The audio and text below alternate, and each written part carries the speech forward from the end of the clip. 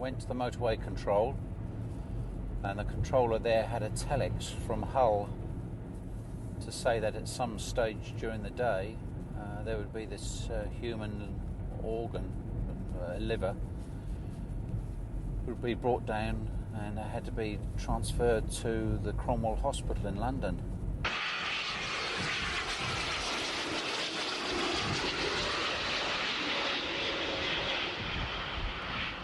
The car actually went through onto the runway, and as soon as the plane stopped, it was literally transferred out of the plane, straight into the police car, straight out of the airport, down the M11. We went up to Junction 7 and waited for Essex to convey the package to us. While we were waiting there, of course, you are on edge, as it's, so to speak, knowing the journey that you've got ahead of you. The time of day, it was a Friday, it was lunchtime on a Friday, and you have to travel through the East End, Central London and the West End to reach a destination. So the traffic obviously is quite horrendous. 842, go ahead.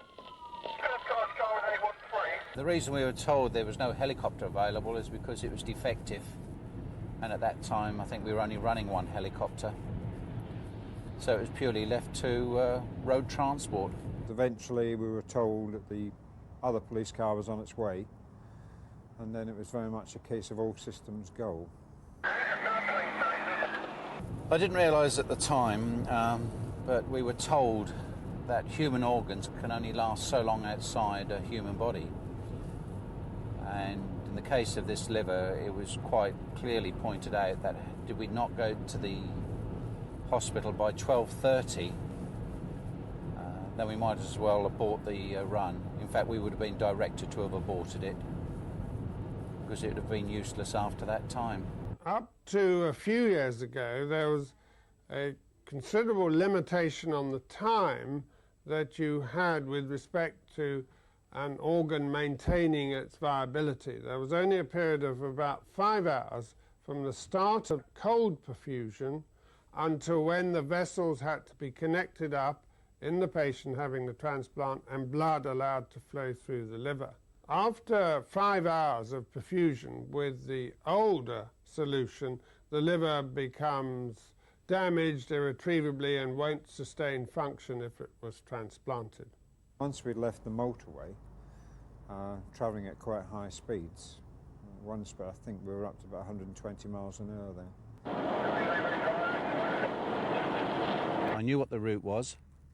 I knew that we had about 30 minutes, and having had a look at the map, it looked roughly about 30 miles in 30 minutes, which is obviously 60 miles an hour, which on the motorway sounds quite good, but of course through central London it was going to be a little bit tight. Going through urban areas into really crowded shopping centres and so on, we relied heavily on our colleagues to see us through the traffic light junctions. Virtually every junction we started to go through, there was a police officer there.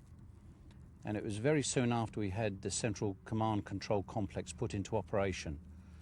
And I must say it reflects well onto the other officers who took part in this. And if you look at the video, I think there's something like about 52 police officers took part in it, manning the junctions, other cars helping us, motorcyclists.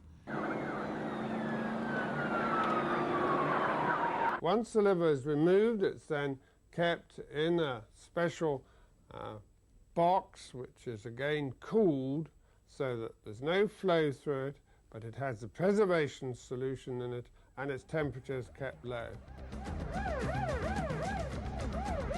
I think we were all a little bit on a short fuse, to be quite honest, because we realised somebody's life was at stake. Had we not got there with the organ, the person was more than likely going to die. You have somebody waiting on a life-giving transplant, so to speak. You're responsible for taking it there. The minutes are ticking away. You don't want to cause an accident.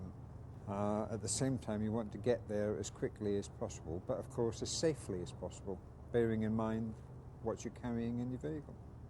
The first part of the journey was no problem because I knew the route. and I could associate the time with the distance and the general geography of the land.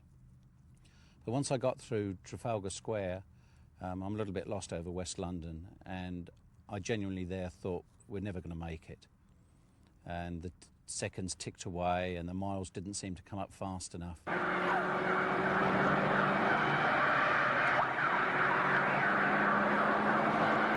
In all my service, I've never ever experienced a run against the clock.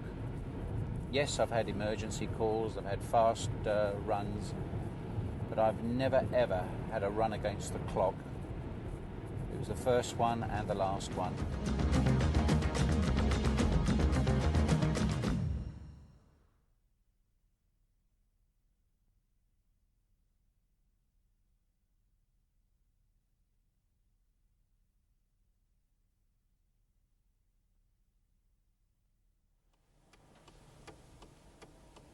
From 126. 126, go ahead. Yeah, a unit came up and suggested that we take South Carey Drive when we get up to Hyde Park there. Can they make any further suggestion as to which gate to exit from? Stand by, I'll get the message channel. I'll let me get on the M25 going to Luton. He got stopped by a motorist there who'd actually got himself lost, which is quite unbelievable in the middle of what was going to be quite an emergency run. We had this person here asking for directions, which just seemed quite ironical, really. He had no idea why we were sitting there or what was going to take place. Now, Bill goes off, obviously, because he's going to do the transfer into his car, and the idea was that I was then going to hold back and hold the traffic up. Can I call one of the units, please? Go ahead, over. 724, 724, Steve, money in it. Good, good. Yeah, you're on southbound, just north of 72. The Essex car comes up behind a tanker. There's the tanker. And you'll suddenly see the Essex car appear, look. Graham gets out, goes to the rear offside. I think he was a little bit taken back by the size of this, because they said he's a big lad, but that is heavy. Transfer taking place. Unbeknown to us, of course, the lid was going to become loose during the journey.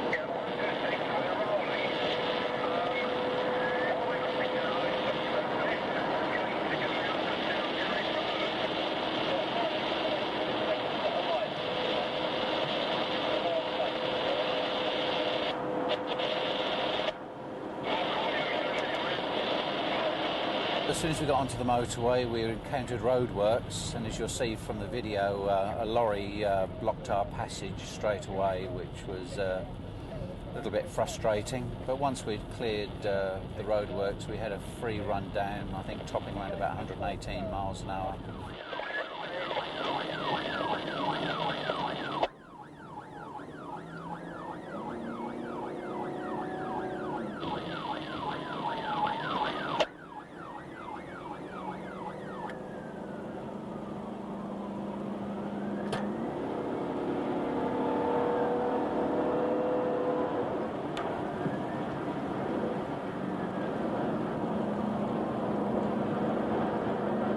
I saw Graham put the cool box into the back of the car, and away we went, and I didn't give it another thought. But when we got to our destination, what we didn't know was that in fact Graham had to lean over into the back to hold the lid on, because it was packed in ice, and it was either a poor fit or the lid kept popping off.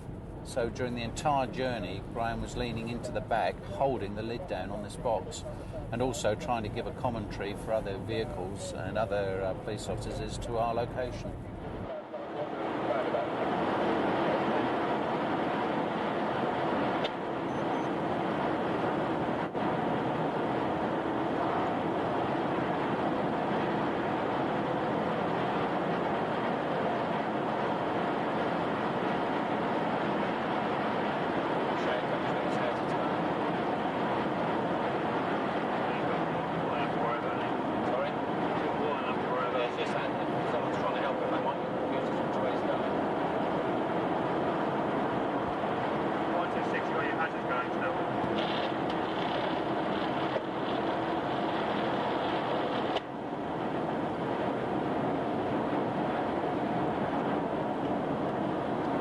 Passing underneath the M25 motorway at junction 6 on the M11. Having just 30 minutes to get to the hospital.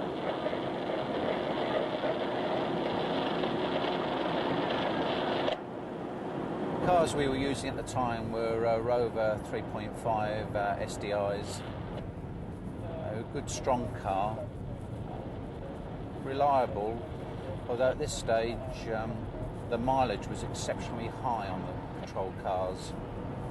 Mine was on about 82,000 and I think the car Bill was driving was on about 86,000. They're okay once you get the speed up.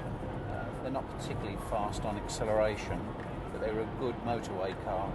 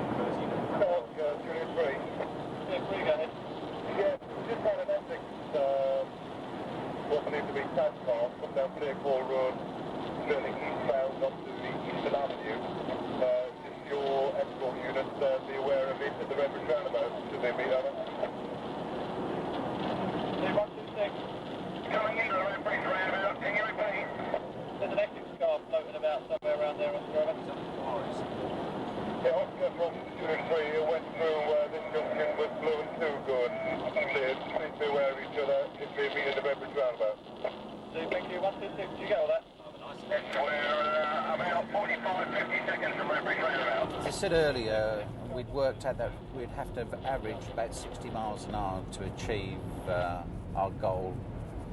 And on the motorway, we were absolutely flat out. I think about 119 miles an hour we were achieving. Give us a commentary on the main junction as they come through. They're coming to Redbridge roundabout now. 126, we've got a number of units in position, so we can keep us where you are now. Yeah, thank you very much. 10 seconds to Redbridge roundabout. Received.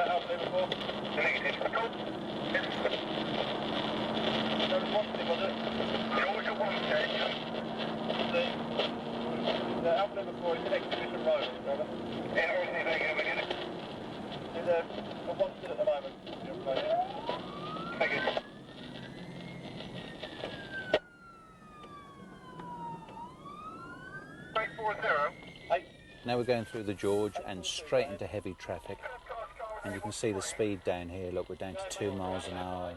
It really was frustrating. And I looked in the mirror, and there was this Audi in behind us, and as we were fighting our way through the traffic, so he came in behind us, and he's still with us. And I couldn't believe it, and of course I couldn't do anything about it. But you can see where we now come up to Blake Hall Road, the traffic lights are just changing. There's the police officer standing there.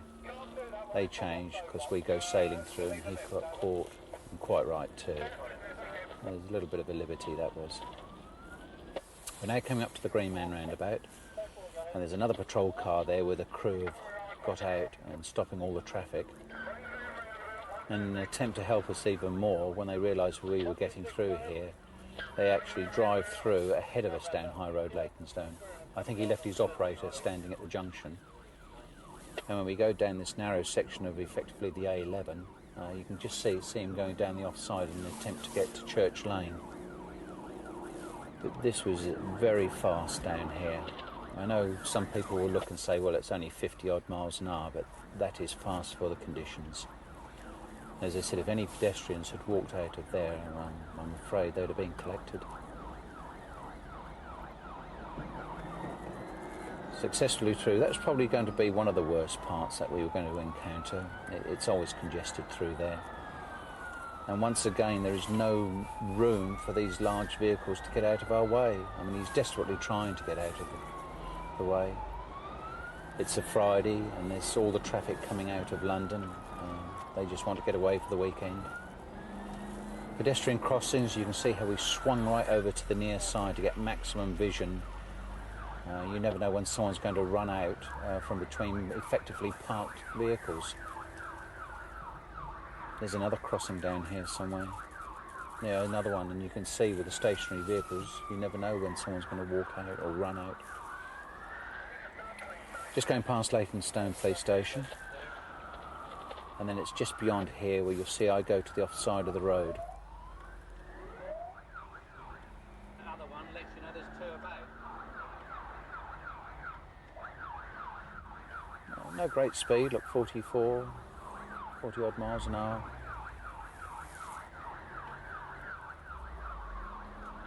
Okay, you see there's nothing coming towards us here, and that's where I just consider that to be the line to take.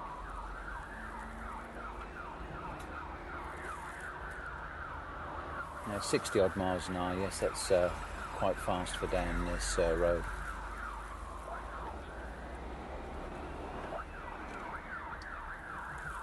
Another set of traffic lights just round the corner, and that's covered by police.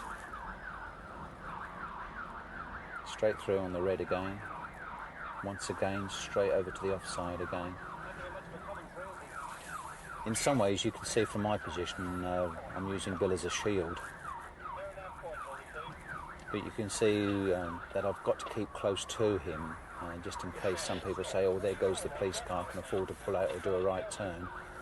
And then obviously being confronted with a second vehicle. I didn't want to give them the opportunity to be able to do any other manoeuvres. This is now coming up to Maryland Point, and I guess straight away that we would be going to the wrong side there. Again, police officers standing there.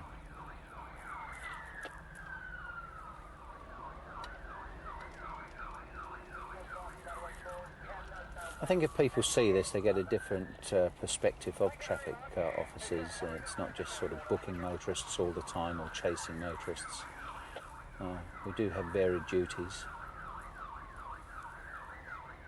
Coming into Stratford now, and that's where one of the solo riders, police motorcyclists, is there, and he pilots us all the way through. It's not him, there's another one round the corner.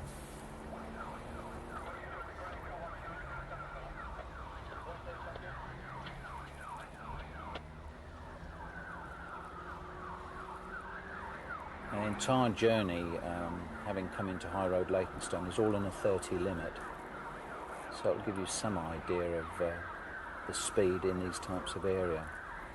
This is now a dual carriageway, basically 3 lanes, I think, in most places, and an opportunity to try and make up a little bit of lost time. Police officer at Carpenter's Road coming up.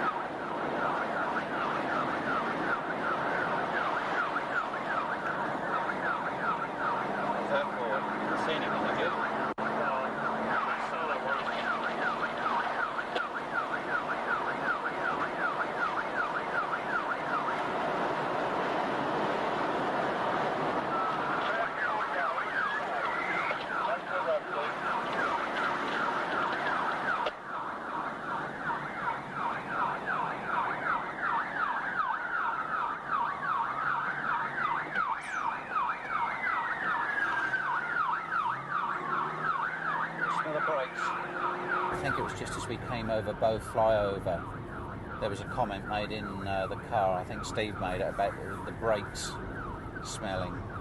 And the reason was I had to stay so close to Bill so that no other vehicle would come between us. The path having been made clear for Bill and Graham, I had to use that clearance myself. I couldn't afford for anybody to relax or vehicles to change course or police officers manning the junction to relax. They cleared the traffic basically for one car, and we ran the route like a stretched vehicle.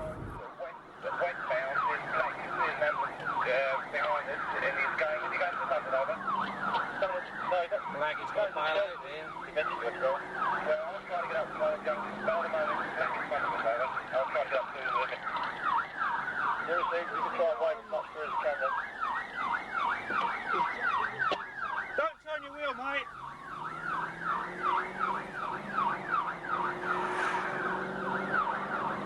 Did he hear that, do you think? Probably trying to take the wrong side or something.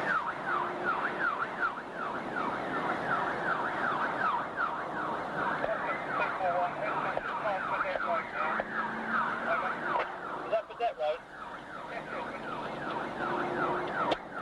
Definitely green receipt. You give him a rest, please. If you can. I mean, if you said it. Okay. You just have to think them off below. What was that?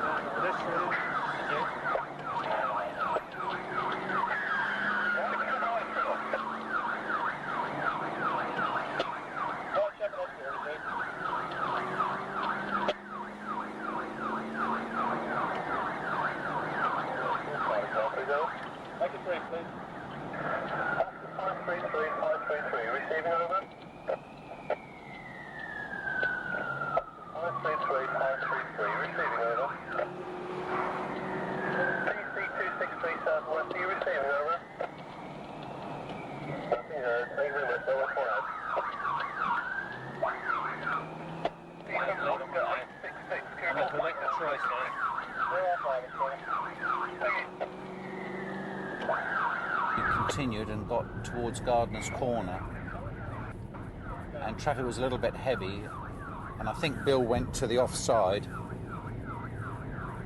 and he thought that this car was going to get out of his way, and in fact it didn't.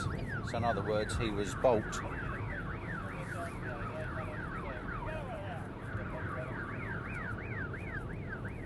I went down the near side and then let him re-overtake me because it was of no interest for me to be in front of him. Lemon Street, Steve. Someone brought this the A102 exit after you.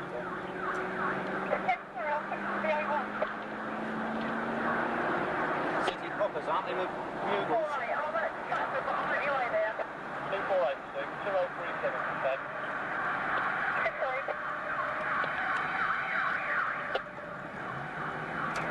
Their bugles are better than ours, aren't they?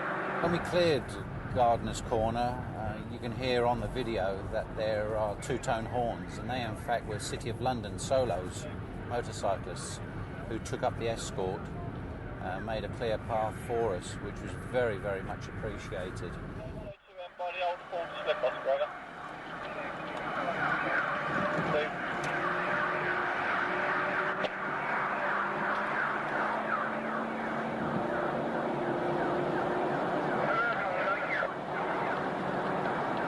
Sorry, I didn't get that one.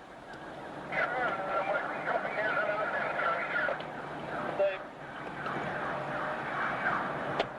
Are we on or not? Sorry? Are we on or blown? Bugles. No, no. We've got something left, have we?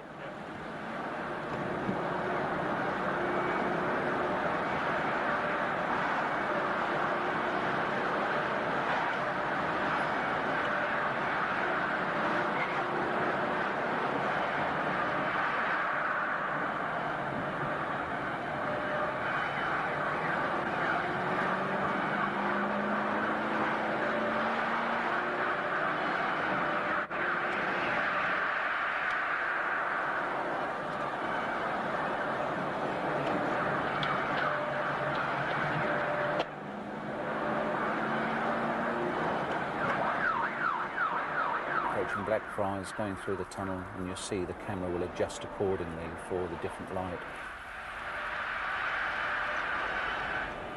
Again, we're making good ground, 60, 70 miles an hour. This is all a good plus sign, but 12, 13 minutes to go. I inwardly thought we weren't going to make it, purely because I couldn't associate the distance we had to travel with the time. I couldn't relate to the two.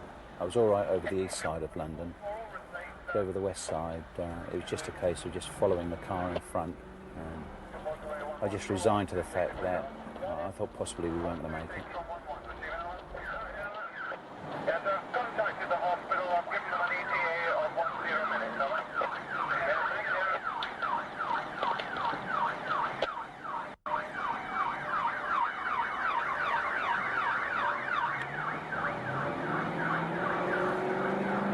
This way's a bit nice.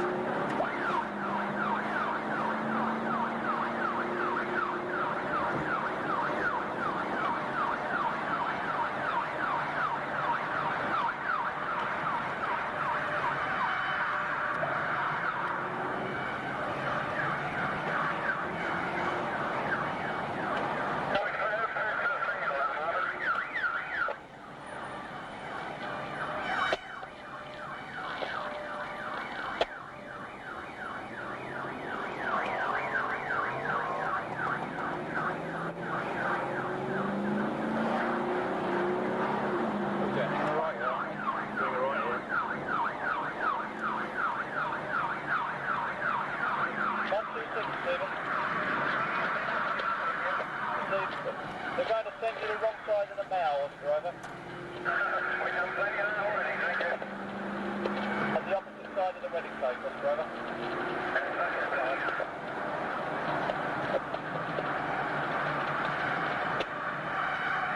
Now, once again, coming up to Trafalgar Square, you can see all the pedestrians about. It's dinner time, traffic lights at red, everything's basically against us. Into the Mall, and then normally you can get your foot down here. Traffic flow isn't normally too heavy. And then of course along the Mall you're going to get tourists. Some people actually run to the side of the road when they hear sirens and watch. You may see the City of London motorcyclist going to stop. See him going out. You can see the smoke coming from the rear of his bike. That's the end of one motorbike. Now to the right of the wedding cake. It took me a little bit by surprise. Acknowledgement to the police officer there. Into Constitution Hill, and again an opportunity to get your foot down, make up a little bit of time. Next congestion point is obviously going to be Hyde Park. The only time I've ever known that to be empty is about 3 o'clock in the morning.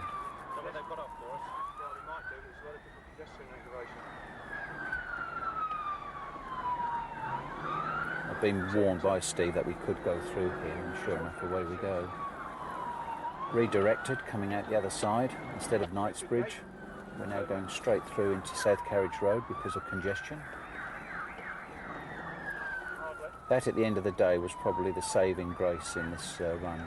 Had we done a left, I'm certain we wouldn't have made it.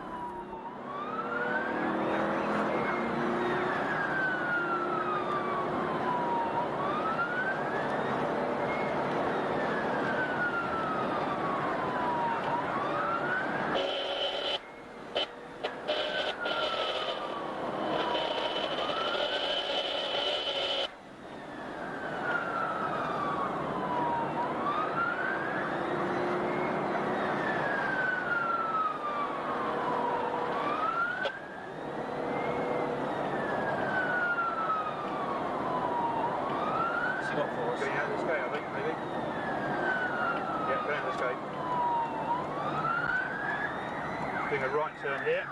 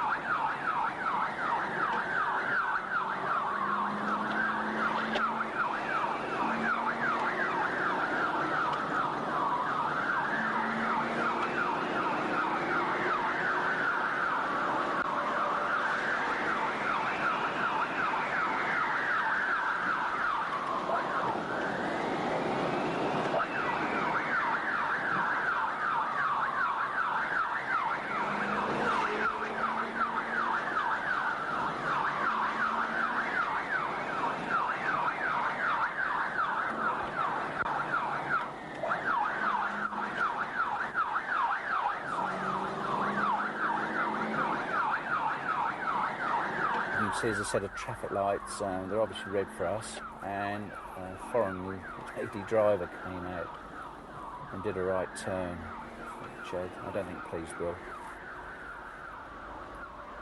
Wrong side of the road, again an attempt to make up lost time. We're now down to 5 minutes, just over 5 minutes, and I still wasn't aware as to how close the hospital was. And now utter frustration.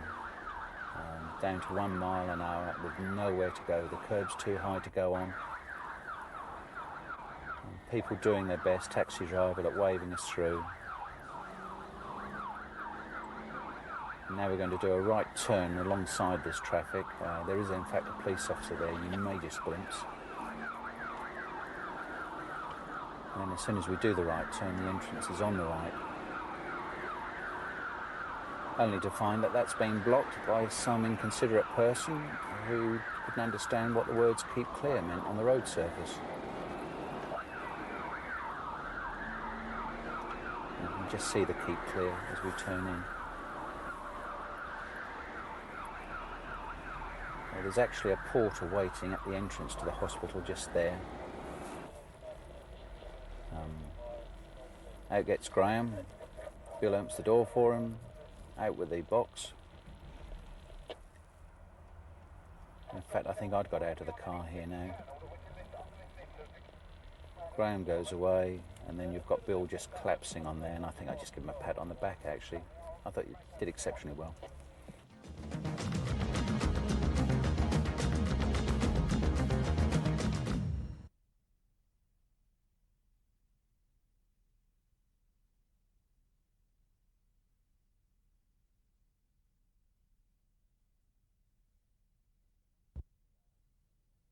The one thing we did ask was that could they let us know the result of the operation, and they told us then that it would be at least 72 hours before they would be able to be in a position to say whether it was successful or not.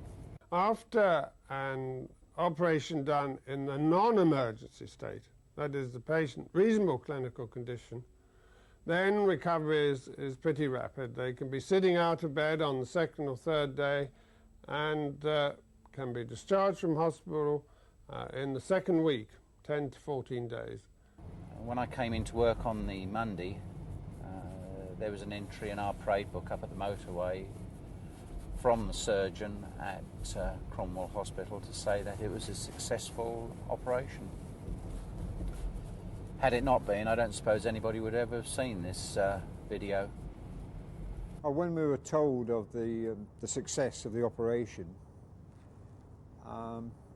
yes, I must admit to a sense of relief and thinking, well, that's one job well done. And really, it was more or less a case of, yes, it had to be done, and with all possible haste, but you do get a certain amount of satisfaction from knowing that you had a part in it, and even though it was a little bit hairy.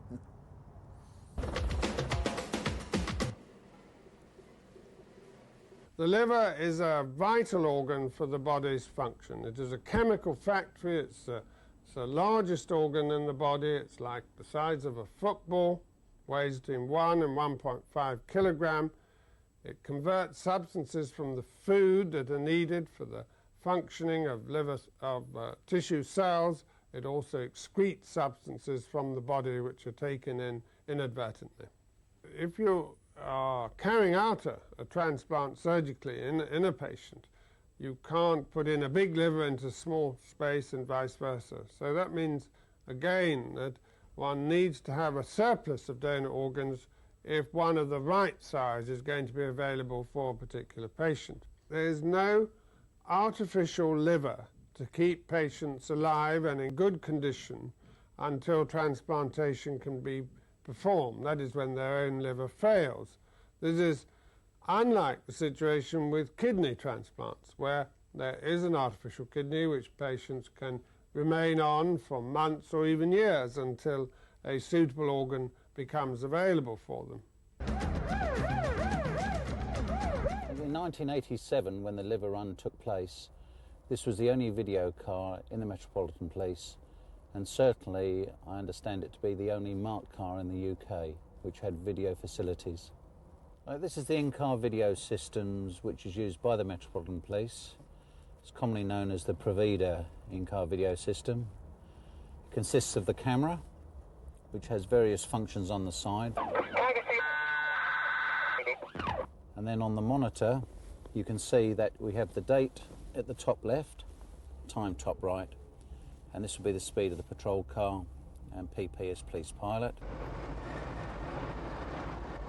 Right, this is the police pilot average speed detection device. It's used in all traffic cars in the Metropolitan Police, and it basically works on the principle of average speed equals distance divided by time.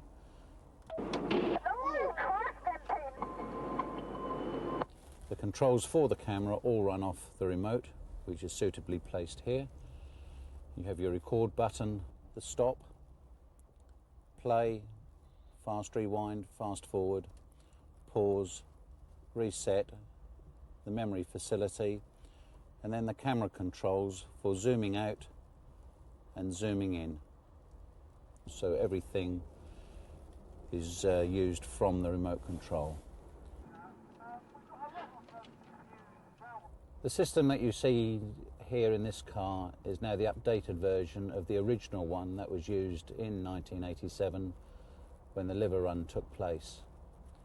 Basically it had the same parts, the camera, the monitor and the VCR, and now it's obviously much more refined insofar as that you've got the frame counter number, the zoom control.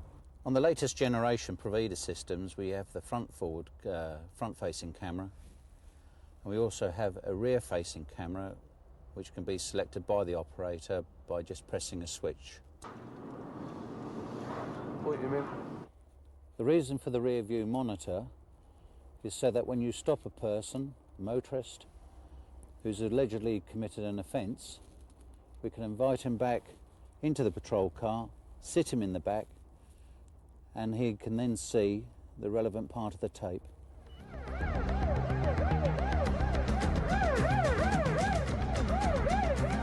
The number of transplants done in each year has increased progressively. We're now up to about 650 a year.